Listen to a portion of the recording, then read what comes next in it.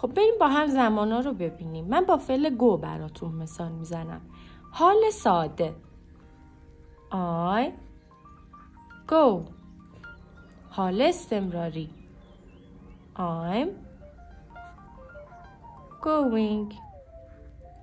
گذشته ساده I went. گذشته استمراری I was going. حال کامل ساده I have gone. حال کامل استمراری I have been going. گذشته کامل ساده I had gone.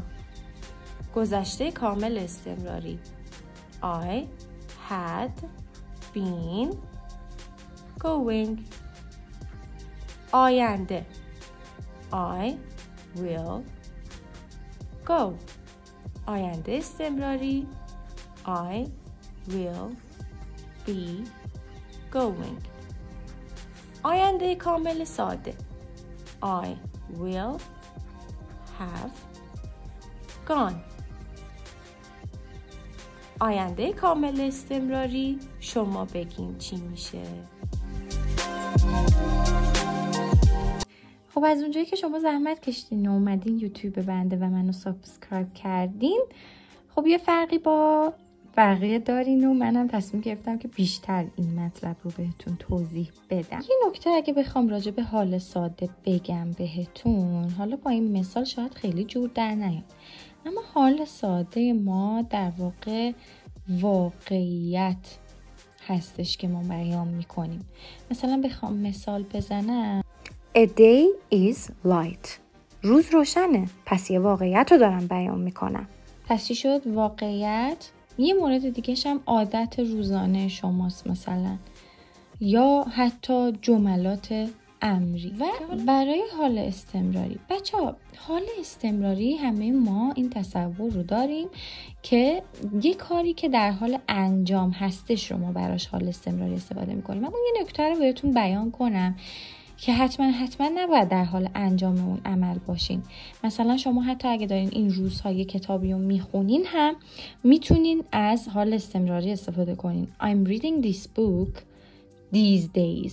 حالا نمیخواد حتما قید به کار ببرین. مثلا فرض کنین با یکی دارین تلفنی صحبت میکنین هم میتونین حال استمراری استفاده کنین و مثلا بهش بگین که آره I'm reading this book, it's really fun, it's really good, I like it, you must read it. بهش پیشنهاد میدین که اونم حتما اینو مطالعه بکنه. خب بریم سراغ گذشته ساده و گذشته استمراری. بچه‌ها اولا که گذشته دیگه همتون میدونین که هیچ ربطی به زمان حال نداره. لطفا نیاین اینا رو به هم ربط بدین و یا قاطیشون کنین. دیگه یه اتفاقی بوده افتاده، تمام شده رفته. ولی گذشته استمراری میگن خب چه فرقی داره؟ بچه‌ها در واقع فرقشون اینه که خب من گفتم بهتون که استمراری ها استمرار یک کاری رو بهتون نشون میده. مثلا بخوایم یه مثال بزنیم، میگم I was cooking when I burnt my hand. وقتی که داشتم آشپزی میکردم یهو دستم سوزوندم. بچه دقت کنین، اینجا شما نمیتونین بگین I was burning my hand.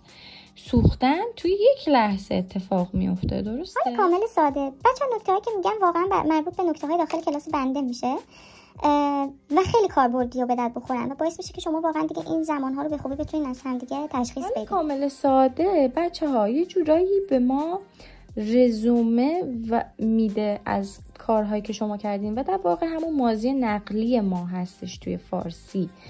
یه منظور از رزومه چیه؟ یه جورایی اینم بهتون بگم توی جملهش یه حالت پوز دادن هم داره. مثلا فرض کنید شما بخواید بگین که آره من فلانجا بودم، فلانجا رفتم. مثلا I've been to Paris, I've been to Italy.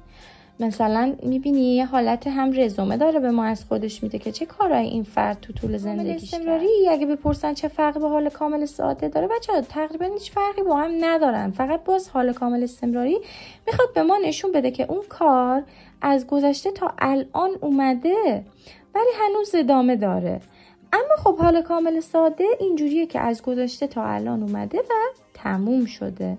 برای همین میگم مثل ماضی نقلی ماه من رفته ام، آشپزی کرده ام، تمام کرده ام. میبینی؟ گذشته کامل ساده هم یه چیزی تو مایه های همینه، ولی خب ماضی بعید ماه دیگه ماضی نقلی نیست. آینده. بچه آینده 7 تا مورد داره. آینده ساده ما که من بخوام بازشون کنم فقط یکیشو اینجا بهتون. مثلا اسمشو گذاشتن تقویم و جدول زمان بندی. چجوریه؟ مثلا فرض کنین شما رفتین سینما، بعد سانس ها رو میبینین. فلان فیلم مثلا از 4:30 شروع میشه تا 6 مثلا. خب این جزئی از آینده میشه، ولی خب اسمش یه جورایی مثل حال ساده است کاربرد و شکل جمله شما. It starts، هیچی ویلی تو جمله نیست، میبینی؟ It starts at 4:30. این آینده است دیگه، میخواد بگه شروع خواهد شد، ولی خب حال ساده است. آینده 7 مورد این مدلی داره، خیلی بحثش گسترده و جذابه. آینده استمراری ما هم که خب بازم مثلا شما فرض کنین که میخواین بگین من ماه بعد در حال انجام این کار خواهم بود. You know?